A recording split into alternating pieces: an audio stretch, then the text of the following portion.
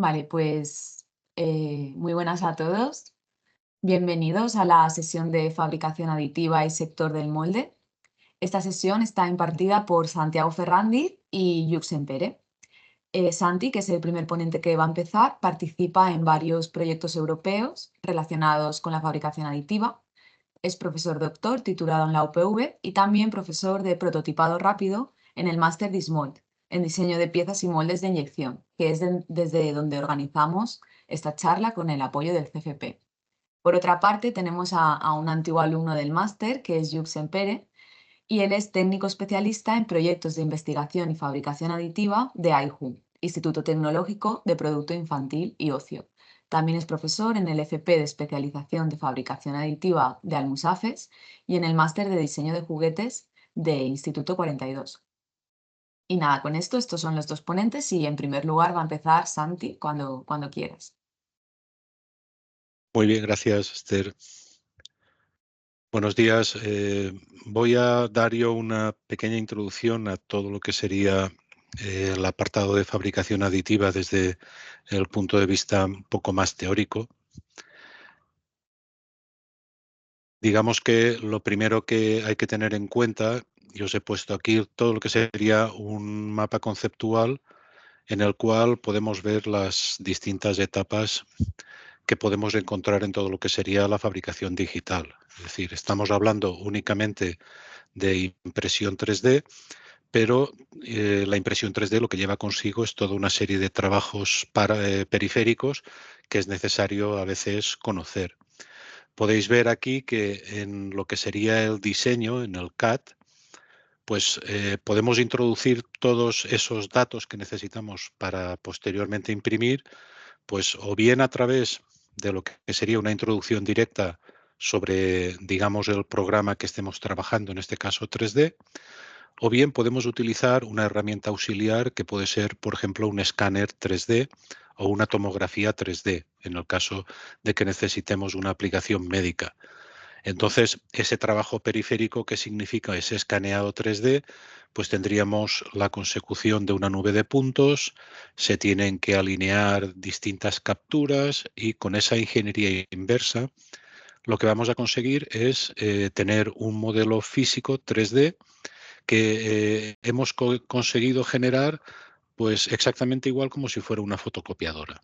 ¿De acuerdo? Tenemos una captura de información, modificamos esa información y generamos un modelo 3D. Y eso ya lo podemos enviar a lo que sería nuestro sistema de CAD. La ventaja que tenemos es que esa información es editable, es decir, lo que hemos capturado como una fotocopia, después en el CAD lo podemos modificar y lo podemos adaptar, reutilizar, modificar, complementar, es decir, todo lo que vayamos a poder necesitar. En esta salida de ese modelo 3D, pues evidentemente nos va a permitir generar lo que se llama un fotorrealismo, que está, digamos, muy desarrollado últimamente. Esto significa que ese fotorrealismo se puede combinar con una realidad aumentada o se puede complementar con una realidad virtual, es decir, las famosas gafas estas de Google o de Apple, en la cual nos entra dentro de lo que sería una realidad virtual y ese modelado 3D que hemos realizado se podría proyectar en esa realidad virtual y podríamos interactuar con ella. También de ese modelo CAD se suele utilizar para aplicar determinados estudios CAE, es decir, ingeniería asistida por ordenador.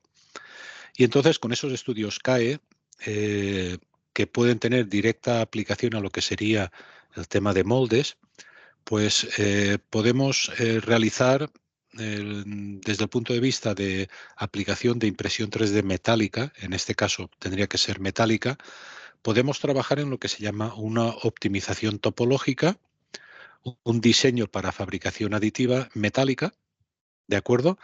Y con directa repercusión en el tema de moldes, podemos trabajar en el diseño de lo que se llama el conformal cooling. ¿De acuerdo?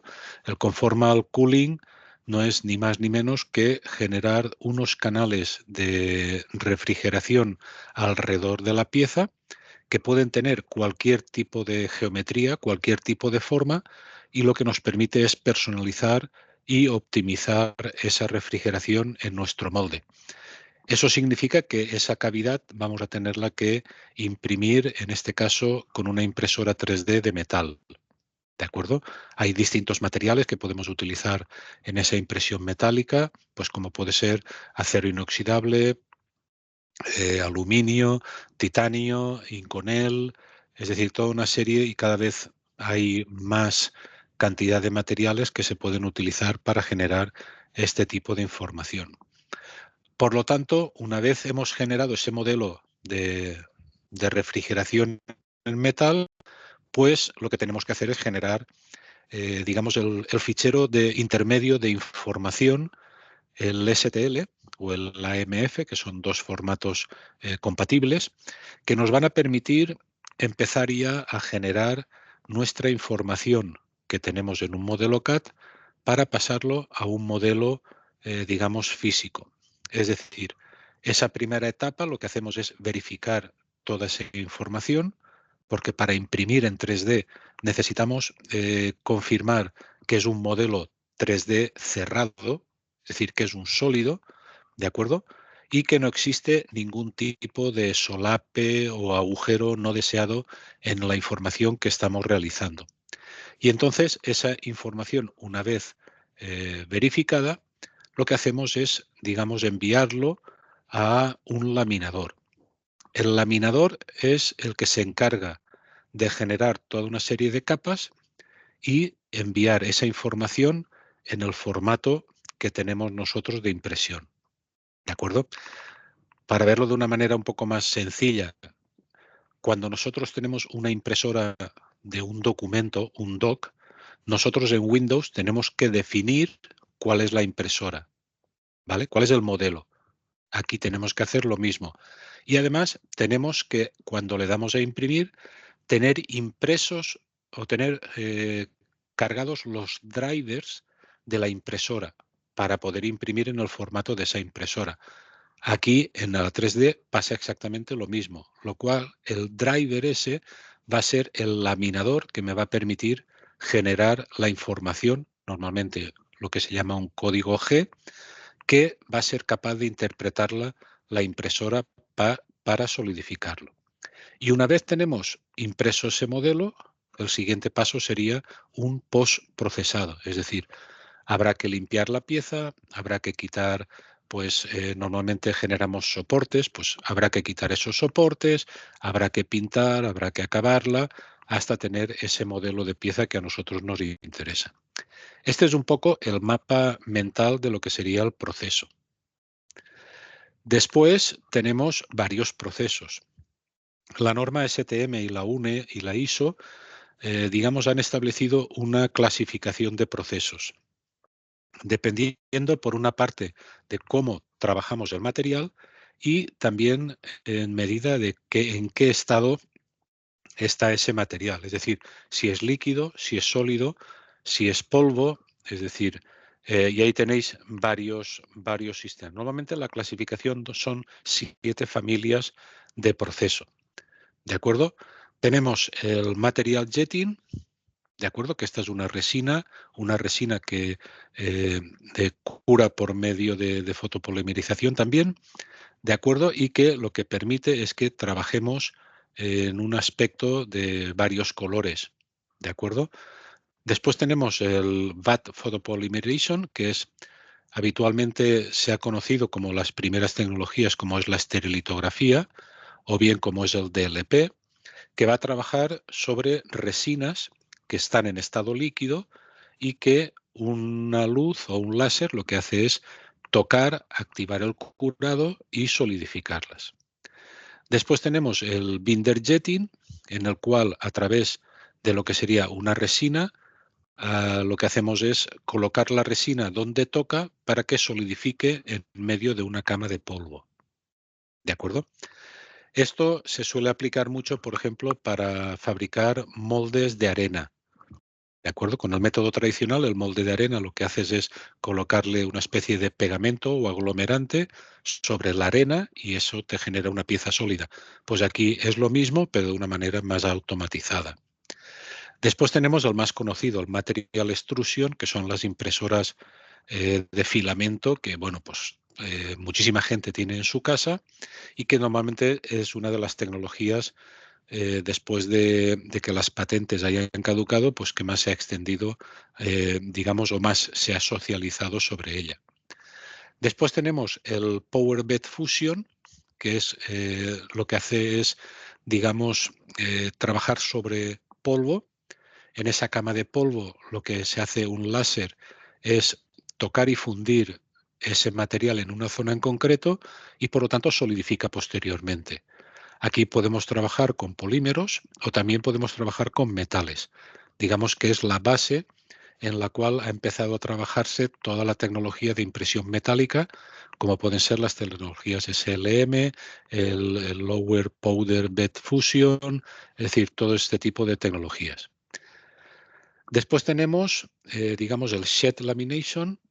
El Sheet Lamination es, digamos, una tecnología que en este momento está parada, ¿vale? Suele trabajar, para entenderlo rápidamente, como si trabajáramos sobre folios de papel, cortáramos los perímetros en una hoja de papel y después los pegáramos en una estructura tridimensional. ¿De acuerdo? Eso nos genera pues unos tipos de pieza determinados y esto lo que hace este tipo de maquinaria es automatizar ese proceso de corte y pegado para conseguir un modelo 3D. Y después tenemos el Directed Energy Deposition, que en este caso trabaja sobre polvo metálico proyectado que al atravesar una fuente de láser lo que hace es, digamos, fundirlo y solidificarlo posteriormente en la zona que nos interesa. Aquí, para captar un poco la idea, sería un equivalente mucho más automatizado de lo que sería una soldadura, ¿de acuerdo? Lo que hacemos es fundir un tipo de material que lo que hacemos después es proyectarlo y depositarlo sobre una determinada superficie, ¿vale? Todo lo que encontremos a continuación van a ser variantes de estos 7 procesos que podemos encontrar, ¿vale? Con lo cual podéis ver que la impresión 3D está evolucionando muchísimo y cada vez es mayor la tendencia que tiene a complementar los procesos productivos que podéis encontrar actualmente en la industria. Por lo tanto, ¿cómo tenemos que hacer? ¿Cuál es el flujo de trabajo? ¿Vale? Antes hemos visto el mapa mental, pero ahora realmente lo que tenemos que hacer simplemente es trabajar con un modelo de CAD, guardarlo en un formato STL. Lo que hacemos de ese formato STL es colocarlo sobre el laminador. Con lo que es el laminador, lo que vamos a trabajar, que es muy importante en este proceso, es la orientación de la pieza, cómo vamos a orientar la pieza, qué material vamos a utilizar, cuáles son las condiciones de proceso que tenemos que utilizar. Después vamos a utilizar esa selección, va a ser procesada para generar lo que llamaremos el código G y después se produce la impresión, es decir, la materialización de ese tipo de impresora. ¿Vale? De una manera más gráfica podéis ver aquí otra vez cómo lo vamos a poder hacer.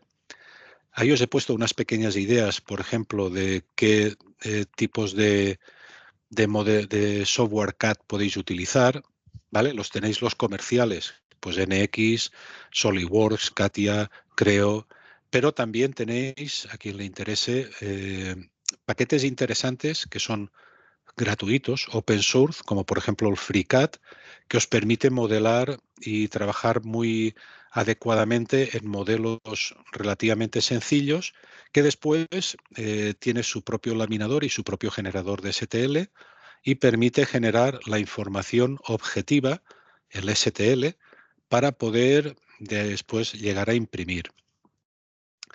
Cuando pasamos a los programas de laminación, pues podemos encontrar muchísimos, ¿vale? Tenéis los comerciales como son el Simplify 3D, el Materialize Magics o el Netfab Autodesk. También tenéis los de ANSYS. ¿De acuerdo? Y después tenéis los gratuitos, como pueden ser el Slicer 3S, 3R, el Prusa Slicer, el Super Slicer, es decir, y Cura, es decir, hay muchísimos más Chitubox que podéis utilizar para distintos procesos. En este caso, ANSYS se ha enfocado mucho más en lo que sería la simulación de los procesos que veis arriba de Metal Additive Manufacturing, ¿de acuerdo? Por ejemplo, para lo que serían las optimizaciones topológicas, como podéis ver aquí arriba, tenemos un tocho, de acuerdo al análisis de tensiones, se genera, digamos, una estructura optimizada que después para la impresión 3D va a ser muy adecuada. ¿Por qué necesitamos esa optimización? Pues para entenderlo un poco, por ejemplo, si yo puedo imprimir una pieza metálica, el kilo de metal, por ejemplo, en aluminio son unos 80 euros el kilo. Pero, por ejemplo, si tengo que imprimir una pieza en titanio para medicina, el peso de, o sea, el coste del kilo de titanio está alrededor de entre 800 y 900 euros. Si una cuba son alrededor de unos 50 o 60 kilos, pues os podéis imaginar el coste que va a suponer en material solamente el poder obtener esa pieza. Después, si la tenemos optimizada, pues evidentemente va a tener un consumo menor de tiempo, un consumo menor de material y por lo tanto vamos a tener unos costes, digamos, menores. Este tipo de procesado metálico, digamos que lleva, cada máquina tiene su propio software y por lo tanto se puede utilizar o bien, si es generalista, pues tenéis el Autodesk NetFab y el Materialize Magics, que tienen en su base de datos pues todos los parámetros de estas máquinas comerciales que podéis utilizar. ¿De acuerdo? El tema de la impresión metálica se está utilizando cada vez más en temas de automoción, aeronáutica y medicina, fundamentalmente. ¿De acuerdo? Pero cada vez se está, con lo que hablábamos antes del conformal cooling, pues están dando mayor cantidad de oportunidades a la impresión 3D metálica para ayudar en lo que sería el diseño y construcción de moldes de inyección o de moldes de cualquier tipo de procesado. ¿De acuerdo? Después simplemente nos queda realizar la impresión. La impresora, en definitiva, puede ser una impresora profesional que puede estar conectada vía, digamos, vía network, o sea, vía red, o también vía SSD, tarjetas, digamos, que lo que hacen es trabajar individualmente lo que sería esa impresora. ¿De acuerdo? Pero es evidente que cada vez más se están utilizando todo lo que serían la Wi-Fi o cualquier tipo de red para poder gestionar todo lo que sería el uso de la impresora a través de la red. Y por lo tanto no es necesario, aunque sí recomendable, estar presente en el momento de la impresión. Y bueno, ahí tenéis una fotografía panorámica de cuál sería la granja de impresión 3D que tenemos aquí en la UPV, en nuestro laboratorio. Casi todas son impresoras de low cost o de, digamos, de coste medio y que podéis ver pues desde dos impresoras Sigma Sigmax con dos cabezales de impresión, tenemos las Prusas, con multicolores hasta 5 bobinas de color. Aquí tenéis en el fondo una impresora de color gris y una de color verde. Estas dos son impresoras VAT, es decir, trabajan sobre resinas de fotopolimerización, ¿de acuerdo? Y en este caso, pues también disponemos de una impresora de pellet. Esta impresora que tenéis aquí es una SLA Laser. También tenemos una extrusora de filamento para generar nuestro propio filamento. En cuanto a lo que es captura de imágenes o escaneado 3D, pues disponemos de un escáner profesional, el HP Laser Scan. También de bajo coste tenemos una Kinet, una Sense. En lo que sería nuestro Fab Lab, pues en este caso tenemos una Stratasys Dimension O tenemos una Maker Forget que nos permite generar impresiones de materiales compuestos, o incluso la última adquisición ha sido una Ultimaker S2. Después tenemos de grandes dimensiones una extrusora que es una Lyra 3D, también adquirida hace poco, y de sinterizado, esta es una impresora de polvo que trabaja sobre nylon 11, de acuerdo, que nos permite sacar piezas poliméricas de nylon con una capacidad de cama entre 110 por 160 milímetros. ¿De acuerdo? Estamos esperando poder recibir ya, de hecho ya la tenemos en España, es la última adquisición, que es una Prusa XL con 5 cabezales independientes que es capaz de imprimir hasta con 5 colores independientes en material polimérico, es decir, PLA, PETG, ABS, ASA, cualquiera de estas. ¿De acuerdo? Respecto a lo que es el ejercicio de escaneado, aquí os hemos puesto una pequeña animación de lo que es el proceso de escaneado. Lo estamos trabajando con una Kinet. Realmente es la cámara que va con la consola, con la Kinet, ¿de acuerdo? Y lo que nos permite, pues con un coste inferior a 100 euros, pues sacar modelos 3D. Por ejemplo, podéis ver que se está utilizando un software que es el Scanect, que también es gratuito. Este software lo que me permite es tener varias opciones de escaneado, desde lo que es un cuerpo, un objeto, una habitación o media habitación con unas dimensiones, ¿vale? Eso nos permite generar el tamaño de la captura que queremos utilizar. Una vez capturada toda esa información, procedemos a lo que es la reconstrucción, ¿vale? Esto es una nube de puntos, ¿de acuerdo? Y esta nube de puntos lo que hace es que en cada una de las imágenes que ha generado, lo que hace es reconstruir el modelo 3D. En este caso, el software me permite, como casi todos los escáneres 3D, capturar todo lo que serían los colores y texturas del modelo que estoy escaneando, y eso nos da la oportunidad después también de poder imprimir en color pues cualquiera de los objetos o personas que hemos utilizado. En este caso, este tipo de escaneado se llama un body scan, ¿de acuerdo? Y mediante el software lo que hacemos también es rellenar las partes incompletas que podamos tener en la pieza. ¿De acuerdo? Una vez generado todo el modelo en 3D, lo que hacemos es exportarlo en cualquiera de los formatos que estamos utilizando. Normalmente PLI y OBJ me permiten guardar el color, el STL no me permite guardar el color y textura, y tendríamos que guardarlo en el formato VRML, ¿de acuerdo? Y con eso podemos generar nuestro modelo 3D e imprimir.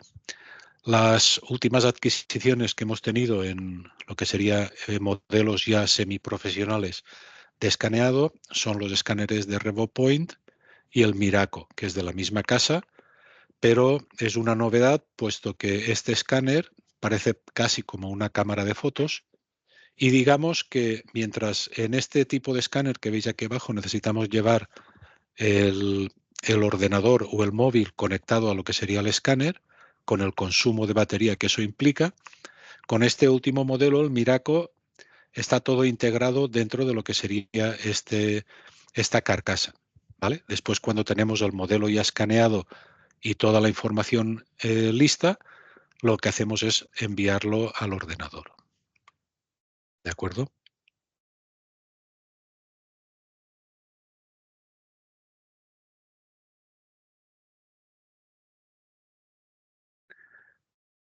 Ahí tenéis el escáner con su soporte.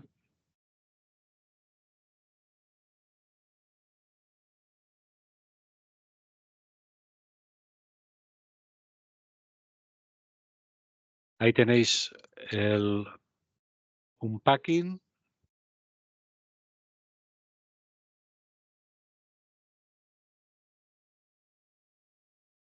¿Vale?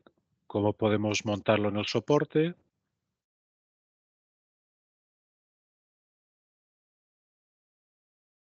Fijaos que, a diferencia del Miraco, aquí hay todo un cable que se tiene que utilizar para conectar la pieza. Y ahí tenéis ejemplos de piezas con texturas, colores que hemos podido realizar.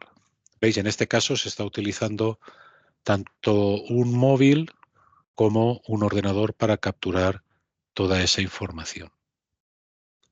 ¿Vale? Todo esto después, esa información se pasa a lo que sería el software, en el cual pues, se hace la reconstrucción de cada una de las capturas y se obtiene el modelo 3D para poderlo imprimir. Lo que habíamos visto antes de esa información, pues aquí tenéis, por ejemplo, cómo podemos revisar, digamos, toda la información de impresión 3D. En este caso estamos utilizando el Autodesk NetFab. Este programa de Autodesk, si sois estudiantes, os lo podéis descargar. En su versión freeware, pues está bastante capado, ¿vale? Hay determinadas funciones que no se pueden realizar, pero sí que te permite realizar un análisis para conseguir y verificar que todos los datos que habéis generado en el modelo 3D son totalmente correctos. Como veíamos antes, el siguiente paso que vamos a realizar es pasarlo al laminador. En este caso, en el laminador estamos utilizando una Prusa Slicer y, como os marco aquí en la diapositiva, pues podemos ver cuál es el detalle de impresión 3D que vamos a generar, cuál es el material y, lo que os decía antes, cuál es el modelo de impresora que vamos a utilizar para imprimir nuestra información. ¿Vale? En este caso, lo que vais a poder hacer, pues simplemente va a ser mover, rotar, escalar, es decir, aquí tenéis todas las opciones que podemos utilizar, cortar, y para las opciones en color, pues tenemos la posibilidad de alguna manera, trabajar con personalizar todo lo que sería el coloreado de la pieza, ¿vale? Como en esta pieza hemos tenido que generar soportes, esto es la pieza cómo quedaría una vez generados todos los soportes. ¿De acuerdo? Fijaos que si no le decimos nada, genera los soportes y el tiempo de impresión son 4 días para este tipo de pieza. La funcionalidad de este tipo de laminador es que ha generado una variante en lo que es la generación de soportes que se llaman orgánicos, otras se llaman arbóreos, en otro software como el Ultimaker Cura, que lo que me permite es optimizar los soportes y generar menor cantidad y, por lo tanto, el tiempo de impresión va a disminuir exponencialmente. ¿De acuerdo? Podemos pintar y ver dónde queremos generar simplemente los soportes para personalizarlo. ¿De acuerdo? Como tenemos marcados lo que me dice en el software, los overhangs, es decir, dónde hay que conectar los soportes para conseguir una estabilidad de impresión, y decirle después al software que solamente en esa zona es donde tiene que generar los soportes. ¿Vale? Y ahí podéis ver cómo hemos utilizado una menor cantidad de tiempo, ¿vale? Y hemos pasado, aparte de reducir el tamaño de la pieza, pero en este caso hemos optimizado también el tiempo de impresión. Es decir, para hacer esa pieza solamente vamos a tardar 3 horas para tenerla impresa, con un consumo de material de 8 gramos, ¿de acuerdo? Y 3 metros de filamento, ¿de acuerdo? Podemos especificar varios tipos de densidad de relleno, ¿de acuerdo? De lo que sería la pieza.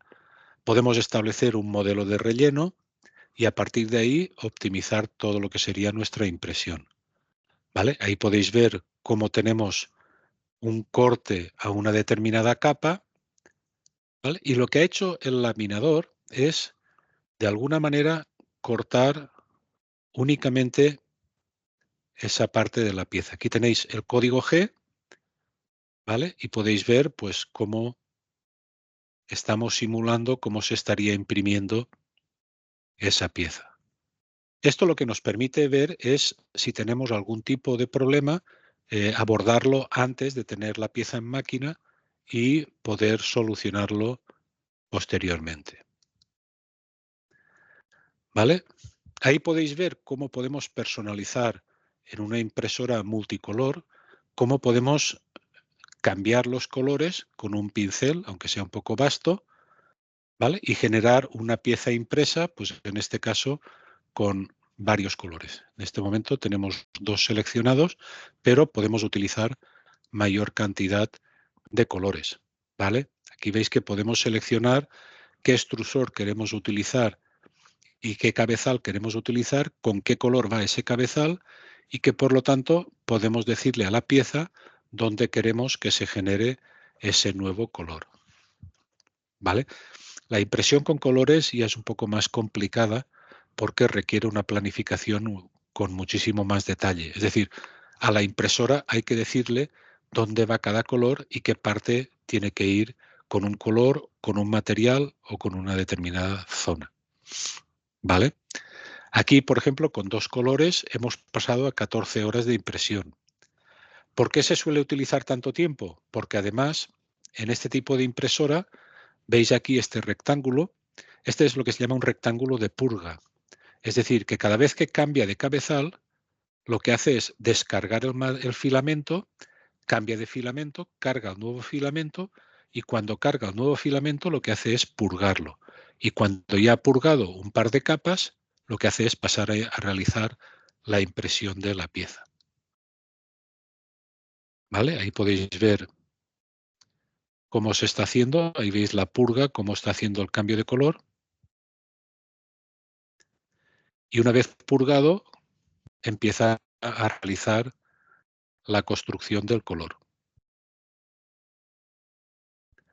¿Vale? Le habíamos dicho que el pelo era de un color y la cara era de otro color. Tenemos la posibilidad incluso de trabajar con 3 hasta 5 colores. Aquí, por ejemplo, el suéter es de un color, la cara y brazos es de otro color y el pelo es de otro color. Si utilizamos otro laminador, como por ejemplo el Simplify 3D, ¿de acuerdo? En este caso, yo compré una licencia, ¿vale? Es relativamente económica, son 140 euros por cada una de esas licencias, ¿de acuerdo? Pero digamos que tiene una calidad, digamos, un poco superior a lo que sería el resto de laminadores.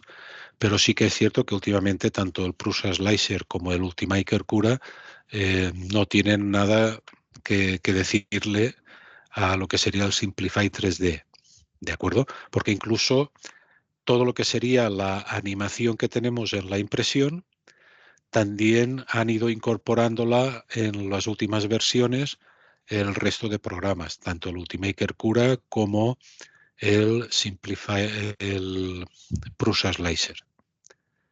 ¿Vale? Ahí podéis ver cómo se realiza la impresión de las paredes, normalmente 2 filamentos por cada pared, por defecto, y cómo posteriormente se empieza a construir otra geometría dentro, que es la que llamaremos de relleno, que puede tener pues un tipo de patrón.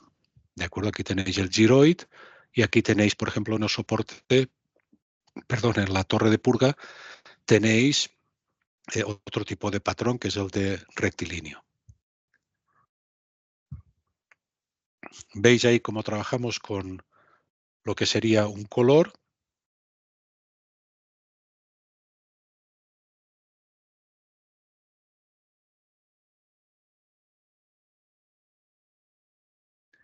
Y aquí tenéis cómo trabajaría con 2 colores. Está en gris y blanco y en este caso fijaos que lo que está haciendo es purgar ese cambio de color. ¿Vale? Y eso pues permite, por ejemplo, hacer cositas, pues esto es un proyecto europeo en el que participamos de impresión 3D y este es el logotipo en forma de llavero pues que hicimos de la pieza. ¿Vale? Aquí tenéis la impresión de 3D, no utilizamos mucha calidad, pero bueno, para que veáis más o menos cómo quedaría el escaneado, ¿de acuerdo? Y en lo que serían líneas futuras, en las que se está trabajando actualmente en la impresión 3D, sería el trabajar con el Adaptive Slicer, es decir, permite trabajar sobre superficies, en lugar de escalonadas como tenemos hasta ahora, capa a capa, nos permite trabajar sobre curvas. Y eso, lo que el programa es el Curve Slicer, que nos permite generar este tipo de estructuras y teóricamente lo que nos permite es generar piezas con una mayor calidad. ¿De acuerdo? El siguiente paso, pues es un poco lo que se está desarrollando en la impresión metálica, es decir, todo lo que son la adaptación de la inteligencia artificial a los procesos de impresión, de diseño. Ahí tenéis, por ejemplo, a mano izquierda una optimización topológica de una pieza y cómo se va a realizar la simulación de la carga de esa pieza en metal. Estas son estructuras látices, ¿de acuerdo? Que se están utilizando muchísimo para todo el tema de bioimpresión, para todo el tema de prótesis, ya que, por ejemplo, en una prótesis, una estructura de este tipo nos permitiría, por ejemplo, en una prótesis de cadera, conseguir que las células del hueso se puedan ir creciendo en el interior de la estructura y, por lo tanto, dejar ya la estructura totalmente solidificada junto a la estructura del hueso. ¿De acuerdo? Eso permite pues, que se puedan optimizar también el tipo de prótesis que estamos utilizando. O bien empezar a trabajar con mega impresiones. Es decir, ahí tenéis la impresión.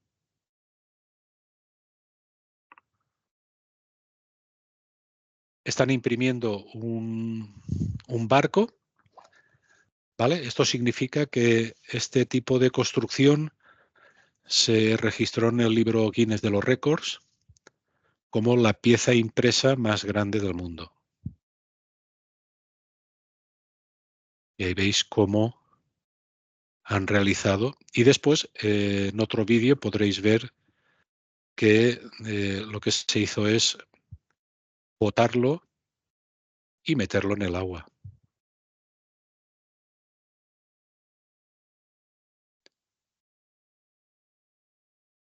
¿Vale? Y veis la ceremonia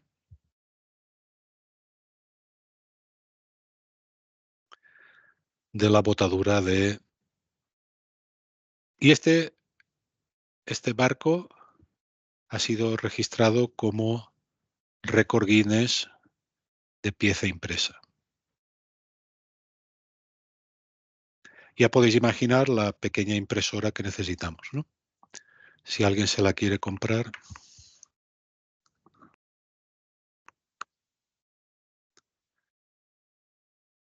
¿Vale?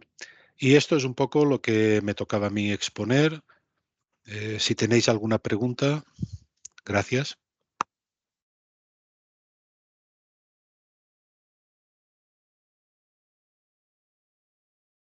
Muchas gracias, Santi. Si alguien quiere comentar cualquier cosa, como ahora vamos a hacer cambio de ponente, podéis escribir por el chat o preguntar lo que necesitéis. Y igualmente también sabéis dónde encontrarnos si necesitáis alguna cosa sobre toda esta temática. Pues ahora, Santi, que creo que tenías otra reunión, si tienes Sí, que irte rápido, no te preocupes. vale, gracias. Y Yuk, estás Muy ahí. buenas. Hola. Estamos listos. Te faltaría compartir pantalla.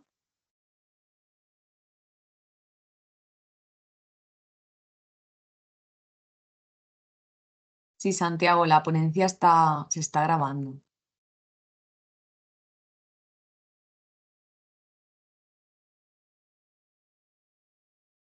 Vale, genial. Pues cuando quieras. Espera, que estás silenciado. En primer lugar, agradecer al máster y a la APV otra vez la colaboración y un poco aportar nuestro granito de arena, ¿no? de este conocimiento. Pues bueno, en la parte de nuestra presentación, por parte de AIJU, bueno, AIJU es un instituto tecnológico situado en IBI y bueno, nos dedicamos tenemos la coletilla de producto infantil y ocio, porque ha sido nuestro expertise durante mucho tiempo y sigue siéndolo, pero bueno, hacemos muchas más cosas derivadas de lo que viene a ser la investigación, ¿no? Nuestra primera principal tarea es hacer la transferencia tecnológica a las empresas, a las pequeñas empresas o a las grandes empresas en cuanto a poder adquirir una nueva tecnología y nosotros ayudamos a esa adaptación de esa producción o ese saber hacer nuevo para que lo puedan instaurar en su cadena, ¿no? Hacemos muchas colaboraciones. Bueno, lo que viene a ser la red de institutos tecnológicos, como veis, hay unos cuantos a nivel de Comunidad Valenciana y bueno, hay muchas empresas de diferentes sectores asociadas a lo que viene a ser AIJU, ¿no?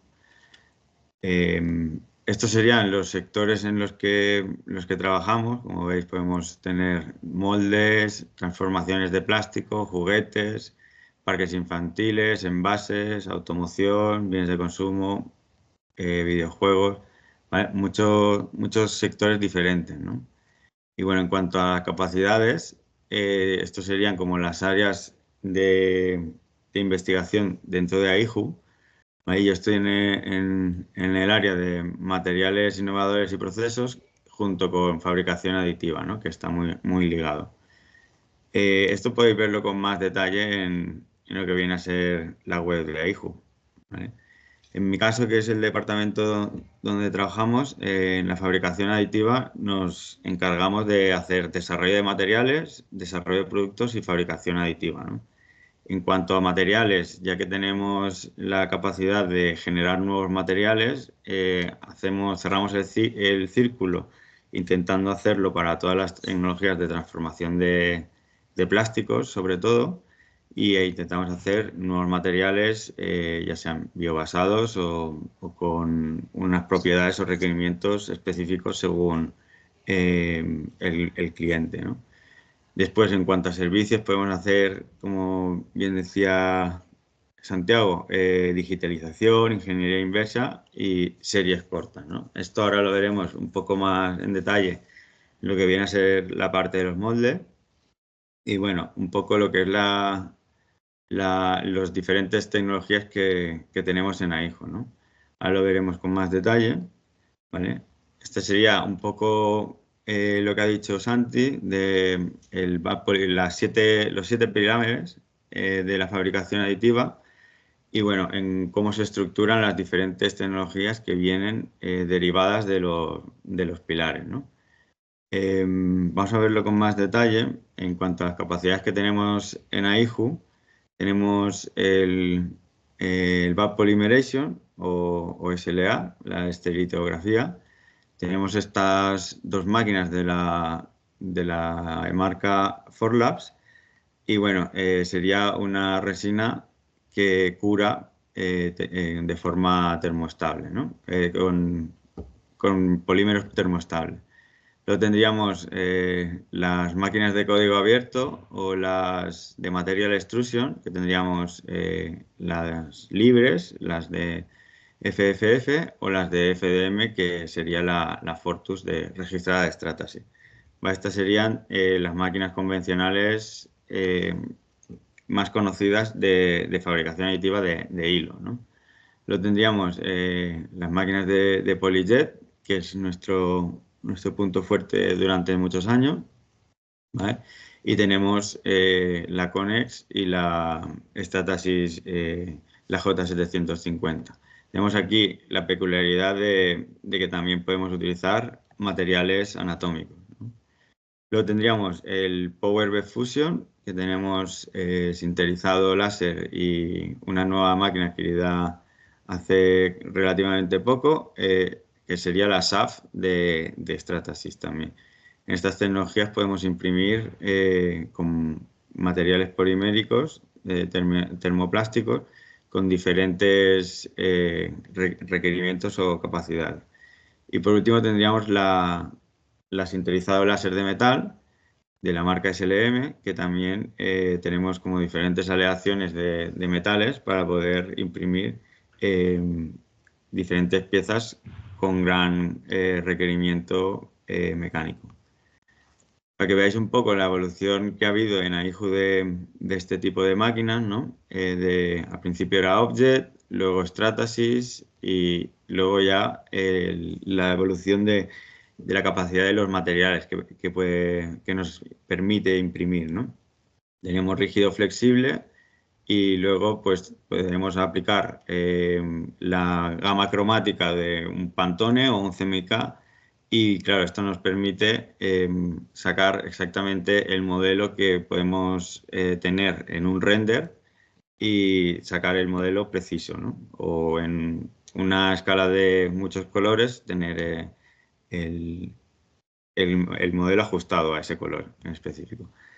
También la posibilidad de que podamos imprimir de rígido a flexible en la misma impresión nos da un abanico de posibilidades muy grandes, ¿no? No tenemos que hacer un ensamblaje posterior, sino que de una impresión ya vamos a poder sacar este tipo de multimaterial, ¿no? Y bueno, por supuesto, la última actualización de la máquina fue el implementar materiales anatómicos que simulan lo que viene a ser los tejidos o los músculos del cuerpo humano, ¿no? En los procesos de creación, nosotros vamos a tener las ideas y luego vamos a poder conceptualizarlas, ya viene a ser con un diseño que podamos tener en una servilleta, ¿no? O ya una materialización de ese diseño y tenerlo ya digitalizado o tenerlo una representación tridimensional, ¿no? Para poder fabricar. Y una vez tenemos eso, pues vamos a ver qué técnica y proceso es la más adecuada para poder fabricar en cuanto a una serie de características que vamos a ver a continuación. Como veis, el tema del sketch, que podamos tener una gran libertad de opciones, de diferentes iteraciones, de probar diferentes proporciones, sin medidas, algo muy libre que no nos conlleve un coste en la modificación, simplemente estamos hablando de mocetos. Y luego, bueno, si nos vamos a dimensionar y ver cómo quedaría un futuro ensamblaje o cómo serían las proporciones adecuadas a lo que sería la fabricación, pues tendríamos que ir a un CAD, ¿no? Y luego para fabricar, pues ya nos vendríamos a ver técnicas y procesos de fabricación que serían las adecuadas para el concepto de la bici, en este caso, o el triciclo, ¿vale? Esta especie de juguete que va a poder fabricarse, ¿no? Entonces, ¿cuál es el alcance del producto que podemos llegar a prever, ¿no? Al final vamos a elegir una técnica de fabricación o unos materiales dependiendo de, por ejemplo, el número de unidades, el acabado, el tiempo que tengo para poder producirlo y para poder hacer la entrega a mi cliente, eso es importante, el coste sobre todo y el material que tengo acceso para poder reproducir este modelo. En cuanto a las técnicas de fabricación, nosotros vamos a ver los tres pilares, ¿vale? Formativa, sustractiva y aditiva. Lo vamos a ver un poco por encima. Y bueno, que tengáis en cuenta que la formativa, al final necesitamos una cavidad para poder adaptar esa forma. Normalmente se utiliza para volúmenes muy grandes, ¿vale? Donde tenemos que hacer una inversión de un coste de lo que viene a ser un molde bien preparado para poder hacer muchas piezas. Y claro, con este molde necesitamos hacer muchas piezas y que sea un coste reducido en cuanto a la unidad, ¿no? para hacer esa amortización a lo que viene a ser el molde. Entonces generamos ciclos muy cortos de pieza, ¿no? Y bueno, el acabado que vamos a generar aquí en estas piezas va a ser muy, muy óptimo, ¿no? Aquí vamos a tener en cuenta que las restricciones de diseño o de desmoldeo nos va a ser un condicionante en cuanto a cómo vamos a sacar la pieza de este molde, ¿no? Vamos a tener que tener en cuenta esas características o ese diseño de pieza para poder extraer esta pieza del molde. Bueno, en cuanto a sustractiva, aquí parece que partimos de un bloque, aquí somos similar a un Miguel Ángel, sacando el David, ¿vale? Entonces vamos a entallar o vamos a sustraer de ese material geometrías más bien simples, pero bueno, hoy en día con brazos robóticos, al final con diferentes ejes o diferentes formas de extraer esta geometría, podemos irnos a fabricaciones bastante complejas. Aquí la peculiaridad es que también es un coste relativamente bajo en cuanto a que necesitamos hacer un programa y la repetición de este programa, ¿no? Entonces, dependiendo del número de piezas, va a salir muy caro o va a salir una pieza con un coste accesible, ¿no? Aquí lo que viene a ser los materiales, tenemos muchos materiales y claro, la capacidad de que salimos de un bloque que está generado todo de una pieza, las propiedades mecánicas son muy altas, ¿vale? En cuanto a también la precisión dimensional que vamos a tener, dependiendo de la máquina en la que operemos, va a ser bastante elevada, ¿no? Podemos irnos de centésimas a milésimas, dependiendo del centro de mecanizado.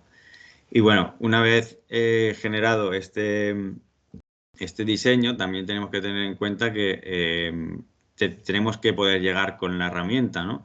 No nos puede tocar la herramienta, la forma, porque si no, botaría de lo que viene a ser las trayectorias y no podríamos generar la pieza, ¿no?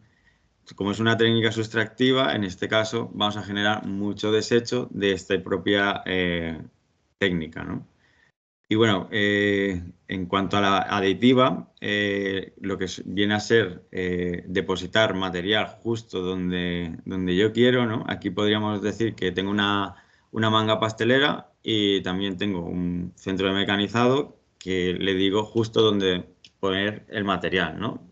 Entonces, podríamos decir que es una tecnología que dispone el material donde nosotros requerimos, ¿no? Esto lo que va a proporcionar es que es un diseño, una tecnología bastante eficiente en cuanto al material, pero tenemos el hándicap de que vamos a tener que retirar los subproductos o los soportes porque necesita descansar sobre una capa, ¿no?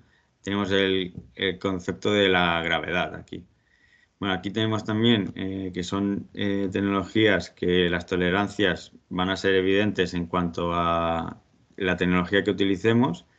Y bueno, es una herramienta que se utiliza para validación en cuanto al proceso de diseño y bueno, el poder hacer un diseño personalizado para cada pieza no va a suponer un coste añadido, ¿no? Si vemos aquí una gráfica de lo que sería el coste por piezas y número de piezas, si nos vamos a la formativa, hacer una pieza para un molde sería un coste muy grande y bueno, en la sustractiva, como veis, al principio también sería un coste bastante grande, pero luego al repetir el número de piezas ya se estabilizaría un poco. Y como veis en aditiva está siempre estable porque es una tecnología que podemos utilizar bajo demanda, ¿no? Que no necesitamos prácticamente muchos recursos para empezar a fabricar. En cuanto a la fabricación aditiva, ya tenemos en cuenta que es una tecnología que fabricamos capa a capa Y bueno, tenemos que partir del modelo tridimensional y tener una impresora para poder realizar esta fabricación, ¿no? Vamos a poder adaptar nuestro diseño con diseños parametrizables a cada requerimiento específico. Vamos a hacer diseños que sean únicos, que no van a ser una producción seriada, como podría ser un molde de inyección, que van a ser todas las piezas iguales. Y este es el valor añadido porque vamos a poder hacer diferentes acabados, ¿no?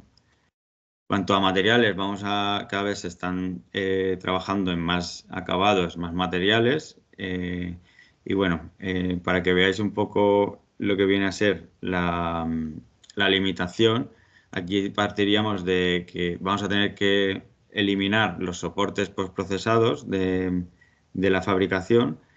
Y bueno, para volúmenes muy grandes siempre vamos a requerir de bastantes máquinas y bueno, una capacidad de elaboración mayor. Y bueno, el tema de la anisotropía es dependiendo de cómo orientemos esta pieza, cómo vamos a poder adaptar o conseguir la mejor características mecánicas para nuestra pieza, ¿no? En cuanto a las tecnologías de impresión 3D, vamos a tener la estereolitografía, que como veis aquí tenemos un galvanómetro que proyecta sobre un espejo que difiere esa luz proyectada a una cuba, a un tanque que está lleno de resina, y esto hace que fotopolimerice y solidifique la pieza. Como veis aquí, la pieza se sustenta mediante soportes o andamios realizados del mismo material. Aquí vamos a tener el mismo material y claro, en esta pieza vamos a tener mucho detalle, pero vamos a tener que retirar este material, ¿no? Entonces, para la retirada de este material, como veis aquí, tenemos andamio de una pieza y claro, al retirar el andamio tenemos aquí los puntos de unión, ¿vale? Los pinchitos que diríamos, y esto hay que trabajarlo, ¿no? Casi todas las piezas, por muy bien acabadas y por mucha calidad que tengas, hay que trabajarlas. Entonces esto significa hacerle un tratamiento, un ataque mecánico, ya sea con lija, con un granallado, ¿vale? Y luego pues habría que hacerle un pulido y un lacado, ¿no? Por ejemplo, en esta pieza que sería un clear, podemos llegar a una transparencia total si la trabajamos, ¿no? A posteriori, ¿vale? Como veis, para, por ejemplo, hacer en una misma fabricación diferentes audífonos, ¿vale? Escaneados y elaborados para cada cliente en específico, y en una fabricación podemos tener para muchos clientes la misma capacidad, ¿no? Hay la misma forma, ¿no?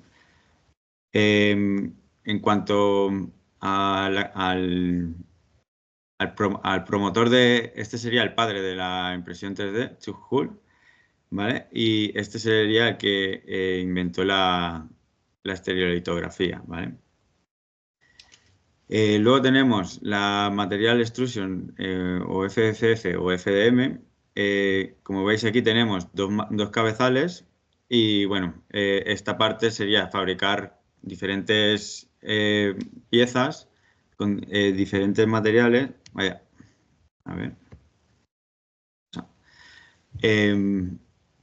Con diferentes materiales el poder retirar este producto, que normalmente puede ser del mismo material si tuviéramos un extrusor, o con dos materiales si tenemos un material soluble, por ejemplo.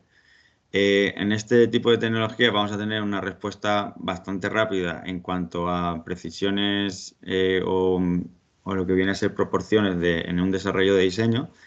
Y aquí sí que vamos a tener en cuenta que las propiedades mecánicas no podemos hacer que la pieza se fabrique en el punto de rotura, ¿no? Habría que hacerlo al contrario, ¿no? Aquí tenéis una prueba de hacer una impresión con un mismo material, utilizando el soporte con el mismo material. Claro, esto necesita también un postprocesado de retirada de soporte, ¿vale? Tengáis en cuenta que todo esto es un tiempo añadido a la fabricación y que también se tiene que pagar, no simplemente es apretar un botón y ya tengo la impresión. No, tu tiempo de poner la máquina y de ponerla y dejar la pieza en las condiciones sin soportes y con el buen acabado, eso hay que pagarlo también, ¿vale? Tendríamos una pieza con Ultem, que es un material, esto es un PIC, ¿vale? Que tiene unas características mecánicas y térmicas bastante elevadas y el coste de este material también es bastante elevado. Como veis aquí, ya no hablamos de piezas que tengan una densidad total, sino que podemos reducir lo que vendría a ser la densidad, ¿vale? En este caso, en un slicer podemos ajustar y decir que sea un tanto por cien de la densidad 100% que sería la sólida. ¿Vale? Esto sería otra tecnología, la PolyJet. Como veis aquí, va depositando el material unas gotas, ¿vale? Y estas gotas lo que hace es solidificar cuando pasa en contacto con la luz, ¿vale? Solidifica la pieza. Aquí tendríamos material, los 7 cabezales que estamos hablando, el material rígido, el flexible y diferentes colores, ¿vale? Y según lo que le digamos en el slicer, vamos a poder tener diferentes tipos de acabados, piezas o materiales. Aquí siempre vamos a tener, esta es una tecnología que se parece bastante a la inyección en cuanto a precisión dimensional y acabado. Y como veis, en la impresión sale con una superficie exterior que viene a ser como gomosa, ¿no? Que es el material de soporte. Luego esto hay que limpiarlo con una water jetting, que sería un chorro de agua. Y bueno, para que veáis que también se hacen moldes, ¿no? Esto lo veremos un poco ahora con más detalle. Esto sería la máquina y lo que hace es pasar el tóner como si fuera una impresora de 2D y va pasando con trayectorias transversales a lo que sería la cama y es muy, muy rápida este tipo de impresora.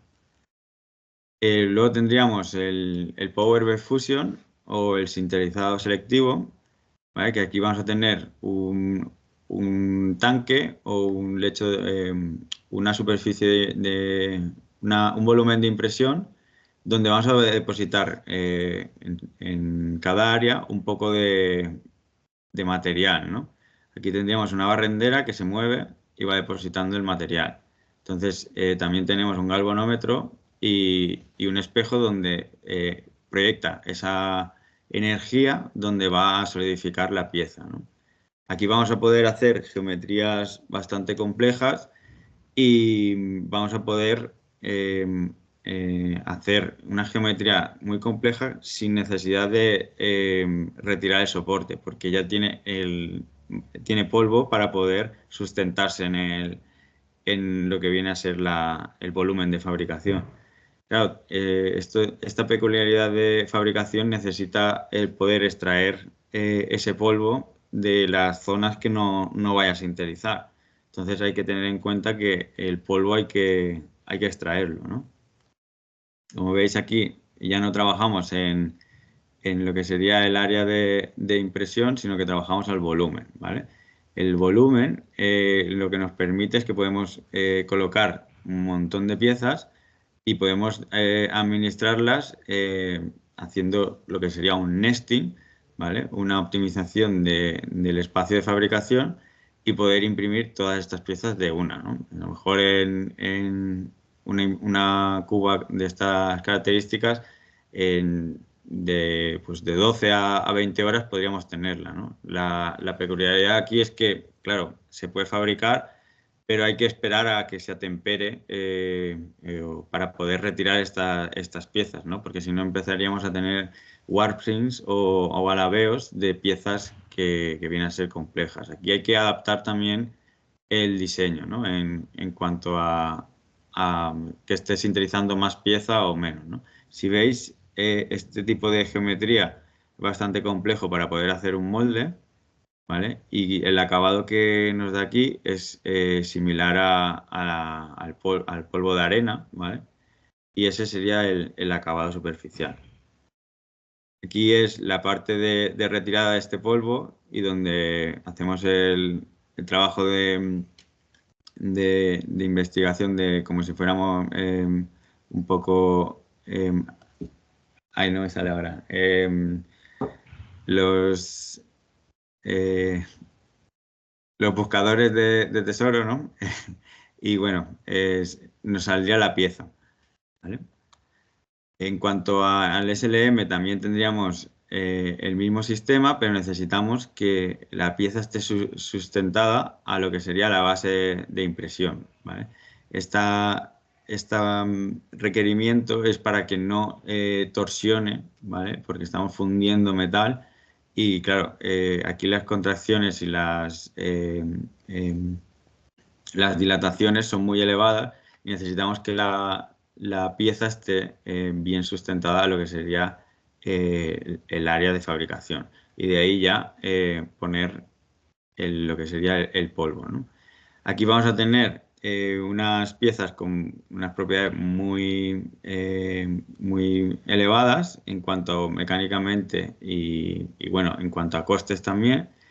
Y la retirada de soporte aquí, como os podéis imaginar, pues ya no vamos a tener que ir a la sierra o a la radial para tener un acabado de piezas sin soporte, ¿no? Veis este tipo de pieza está segmentada, aquí tendría la parte del soporte, ¿no? Entonces, dependiendo de cómo sea el diseño, vamos a tener que poner soporte o no. Esto se hace un análisis de cómo tendría que ir la pieza, ¿no? Y aquí tenemos un ejemplo también de optimización topológica de qué nos sirve hacer esta pieza que mecánicamente partimos de un sólido y claro, aquí cuanto menos trabaje nuestra pieza, mucho mejor. Pero, por ejemplo, esta pieza que es de un challenge de General Electric es un freno para un avión. Claro, si nos metemos ya en transporte, cuanto menos pese, o todos los coches eléctricos ya van a tener alguna pieza que esté optimizada para ese tipo de ventaja, ¿no? De que con menos material haga la misma funcionalidad y pese menos, ¿no? Entonces gasta menos, utiliza menos energía. En cuanto a otras aplicaciones del SLM, podría ser el Conformal Cooling, que pues, lo que veis aquí es un canal adaptado a lo que sería la forma. ¿Para qué? Para reducir ese tiempo de refrigeración y optimizar los ciclos para poder obtener más piezas en menos tiempo. Al final aquí en un molde queremos hacer el máximo de fabricaciones, el máximo de piezas en menos tiempo para poder obtener más beneficio, ¿no? Si veis aquí la parte convencional de un taladro que va en recto, ¿vale? Y se va cruzando de forma transversal, claro, esta parte de aquí es lo que estamos haciendo habitualmente y este es el tipo de refrigeración que tendría.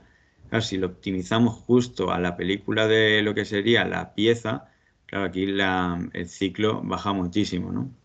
Entonces este es un campo que se está explotando bastante. Como veis, todos estos conceptos se tienen que tener en cuenta para la fabricación de lo que viene a ser cualquier pieza en fabricación aditiva. Hay que adaptar el diseño de esta pieza. No nos vale traer cualquier otra pieza de otra tecnología para poder adaptarlo, ¿no? Habría que tener en cuenta estos requerimientos y ajustarlos lo máximo para poder distribuirlo, ¿no? Esto viene de un libro que es un manual de 3D Hub, ¿vale? Que esto lo podéis adquirir y bueno, aquí es como un poco los condicionantes, ¿no? Que va a tener cada tecnología. Ya os digo que cada pieza va a ser un mundo y cada máquina también va a ser un mundo dependiendo de lo ajustada y lo calibrada que la tengamos, ¿no? Como veis, también las posibilidades de diseño de lo que viene a ser la fabricación aditiva, se están haciendo optimizaciones topológicas, se están haciendo las lattice y el diseño generativo, ¿no?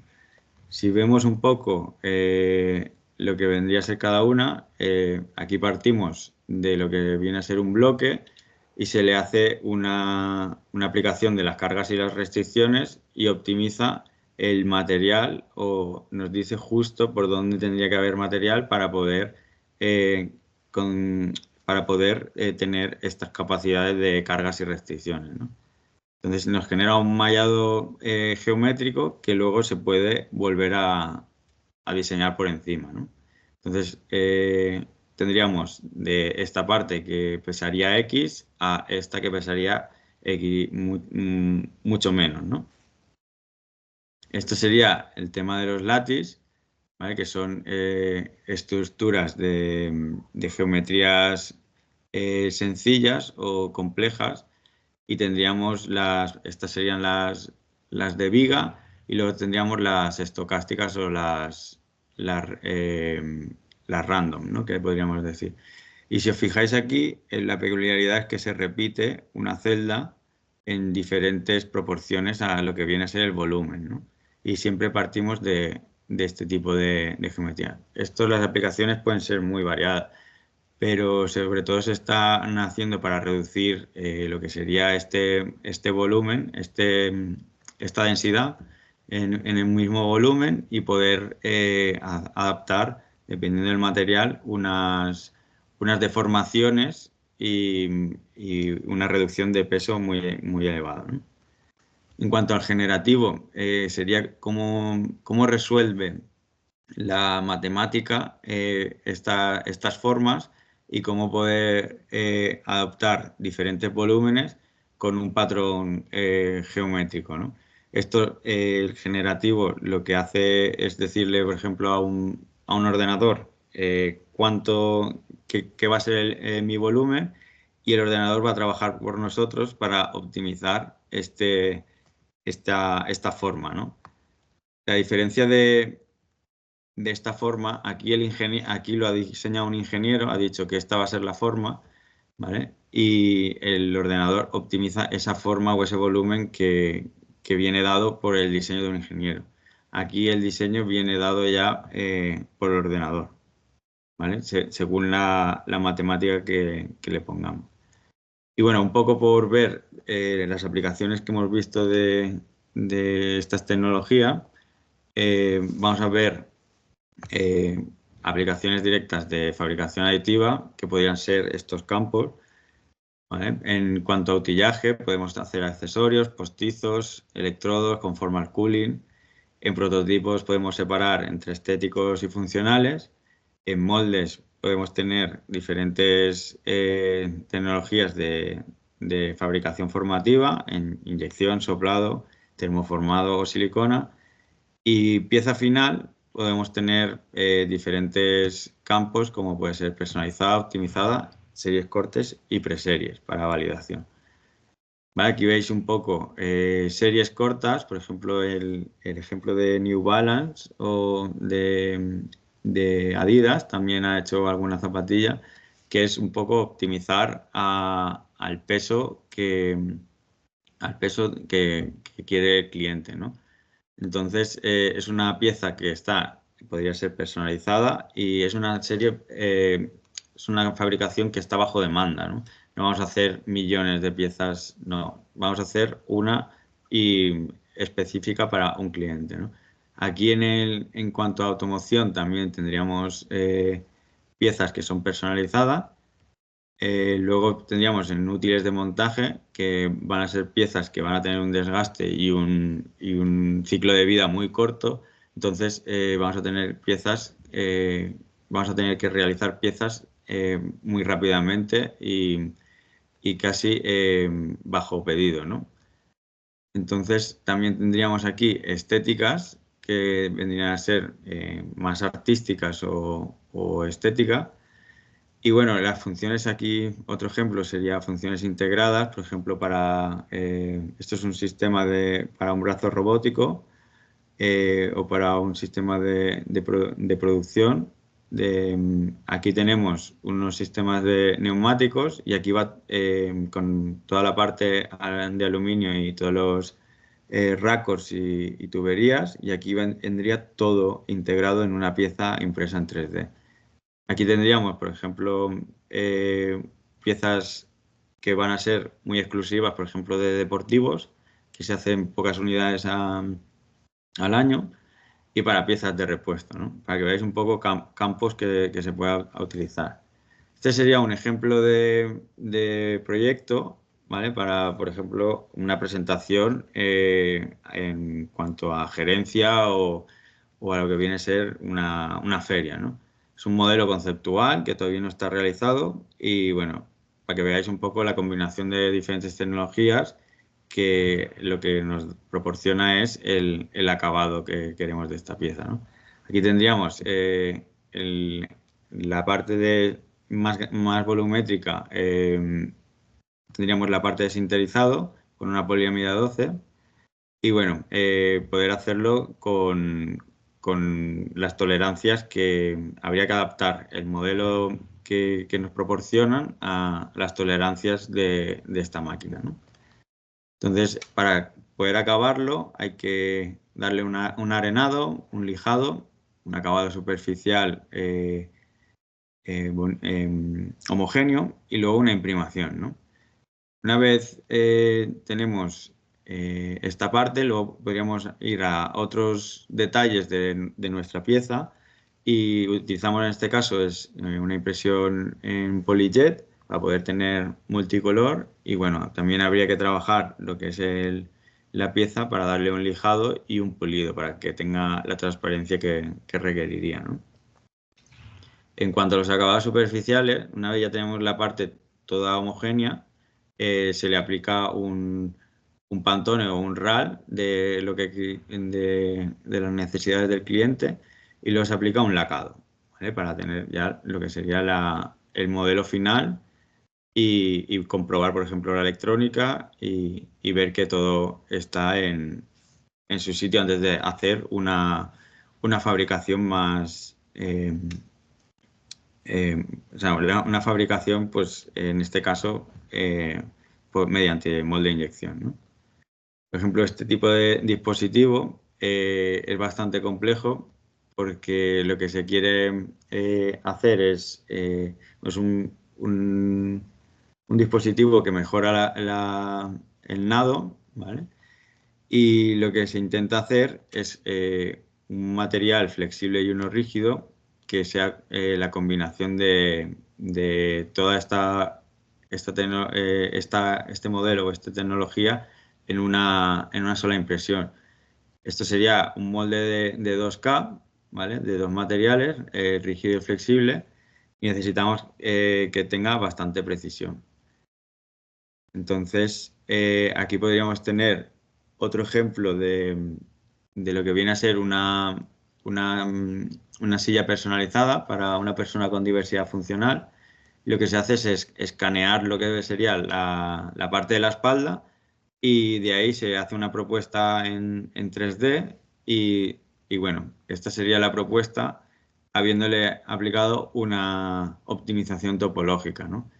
Con esta optimización topológica se hacen diferentes iteraciones y vemos que sí que cumple con los requisitos y los requerimientos mecánicos para poder sustentar y reducimos lo que sería el peso.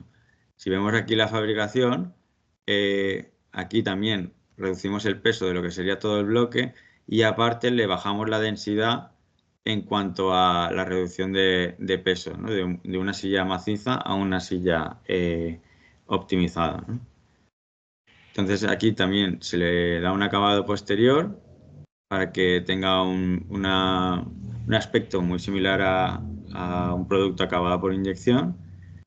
Y, bueno, aquí tenemos otro ejemplo de un molde conceptual para muestrario. Este lo elaboramos desde AIJU y supone que es la botella con su tapón, ¿vale? Y aquí el tema de poder hacer diferentes postizos personalizados para diferentes, por ejemplo, acabados de un tipo de tapón de autoclack y otros, por ejemplo, con rosca, pues que tuviera la rosca integrada, para los logos con diferentes relieves, ¿vale? Al final, este tipo de tecnología que hemos utilizado aquí ha sido la PolyJet, con una resina que tiene bastante resistencia mecánica. Y bueno, lo que se intentaba es que tuviera el mínimo coste y el mínimo tiempo de fabricación para poder ser ágil en cuanto a poder tener un modelo de validación con el material final termoplástico y poderlo integrar en el utillaje de la máquina convencional, ¿no? Entonces aquí también se hace el proceso de impresión, lavado y luego ensamblaje en lo que sería el modelo de utillaje, ¿no?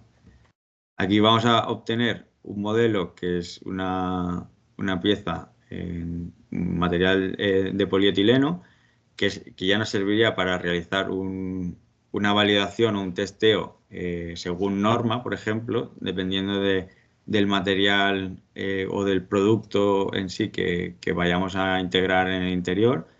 Y bueno, vamos a reducir muchísimo lo que sería el tiempo de fabricación y los costes de realizar un molde por los procesos convencionales. En cuanto a este tipo de molde para hacer unas validaciones de lo que serían probetas para tracción, es un proyecto interno donde hemos hecho pues, con diferentes materiales diferentes posibilidades de molde, ¿no? Para ver un poco cómo trabaja este tipo de material en el proceso de molde, ¿no? Hemos utilizado una mini inyectora, la Baby Plus, y hemos realizado las pruebas con materiales finales de termoplásticos, ¿no? Aquí veis un poco las posibilidades y los diferentes materiales que al final el material que vamos a inyectar va a ser otro, pero probar esta gama de termoplásticos o termoestables para poder integrarlos y que reduzca mucho el tiempo de ciclo y de fabricación, ¿no? Aquí tendríamos otro ejemplo, ¿vale? Y son diferentes propuestas. Como veis, utilizamos el utillaje convencional y lo único que realizamos es el postizo, ¿vale? Para bajar costes y tiempo. Entonces hay que adaptar la pieza al postizo. Mi pieza es esta y el postizo es todo este hueco, ¿no? Por ejemplo, aquí en este termoconformado, aquí queríamos validar el material y también que se adaptara al proceso, ¿no? de investigación y desarrollo. Como veis aquí, se aplica lo que es calor a la plancha y se hace un vaciado para que adapte la forma, ¿no? Aquí ya estaría chupando todo el aire, haciendo el vacío y aquí ya la pieza se despega, ¿no? Como veis, pues dependiendo del material, hemos hecho diferentes pruebas, ¿vale? Y bueno, al final sale un resultado con éxito en diferentes films, ya sea monocapa o multicapa, en lo que nos permite tener una primera aproximación de lo que sería una pieza con material final sin necesidad de hacer un molde mecanizado. Por ejemplo, en este ejemplo de lo que viene a ser un postizo submarino hecho personalizado para un tipo de entrada a pieza, claro, aquí vamos a tener una pieza optimizada en metal, ¿vale? Que se va a adaptar a la forma requerida de nuestro molde, ¿no? Otro ejemplo podría ser un molde complejo con diferentes salidas, ¿vale? Y al final lo que queremos aquí es validar lo que viene a ser el material final, antes de hacer una inversión ya en un molde de acero para poder tener la previsión y anticiparse a posibles fallos, ¿no? Aquí la complejidad es la extracción. Claro, no vamos a hacer un molde con corredera. Aquí la extracción es más bien manual, ¿vale? Pero en un futuro se tendría que aplicar la corredera, ¿no? Al final esta es la parte fija, donde va a tener la corredera y la parte móvil, ¿vale? Aquí vamos a tener que hacer lo que es la extracción de la pieza manualmente. No vamos a utilizar lo que sería la zona de expulsión, ¿no? Los platos de expulsión. Y sería la pieza inyectada, ¿vale? Y como veis, ya tenemos una pieza con material final que ya podría ser validada para las diferentes normativas. Luego, otro tipo de moldes que podemos tener son los moldes de silicona, que aquí, dependiendo del número de piezas, vamos a tener que realizar o sea, más moldes o menos, ¿no? Por ejemplo, según el número de piezas, aquí pongo que está limitado por copia, porque, claro, las resinas que se aplican tienen propiedades mecánicas muy similares a los termoplásticos, pero son termoestables, ¿no? Entonces, para que lleguen a solidificar se necesita un reactivo o un activador que lo que hace es que coge mucha temperatura dentro del molde, ¿no? Entonces lo que hace es degradar el molde. Y esta degradación hace que, dependiendo de la pieza, los requerimientos que tenga, por ejemplo, si es un ensamblaje, que estas tolerancias de fabricación incluso se aumenten, ¿no? Entonces hay que tener en cuenta el número de fabricaciones finales. Y aquí vamos a tener resinas rígidas y flexibles, ¿vale? Para que os hagáis una idea de cómo se hace un molde de silicona, se prepara la pieza sustentada, por ejemplo, en el aire, y aquí podríamos atacar a lo que es la línea de partición de nuestra pieza ya de forma manual, ¿no? Con un cúter abriéndola por el lado, ¿no? Por un lateral.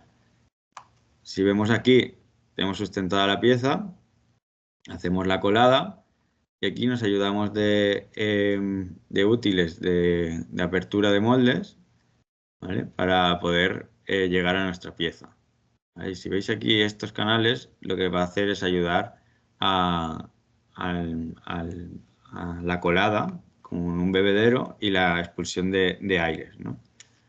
¿Vale? Estas resinas lo que hay que hacer es poner, son multicomponentes, hay que mezclar el A y el B, y según lo que nos diga el fabricante, y luego cerrar el molde, y luego en una cámara de vacío se hace lo que viene a ser la colada, ¿vale? La cámara de vacío lo que nos permite es extraer todas las burbujas de aire para poder hacer una colada que no vaya a tener estas burbujas, ¿no? Y tener una colada con precisión.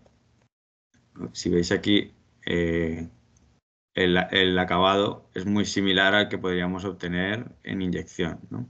Dependiendo del número de piezas, pues vale la pena hacer este tipo de molde para poder trabajar una pieza, ¿no? Porque acordaros que podemos hacer una pieza por PolyJet o por SLA, pero lo que tenemos que hacer es trabajar y postprocesar esa pieza. Pues si tengo que hacer 20 postprocesos, es mucho mayor tener el coste, tener a una persona haciendo este tipo de acabado, o hacer un acabado y hacer un molde de esa pieza ya acabada, ¿no? Vamos a optimizar ese tiempo y ese coste.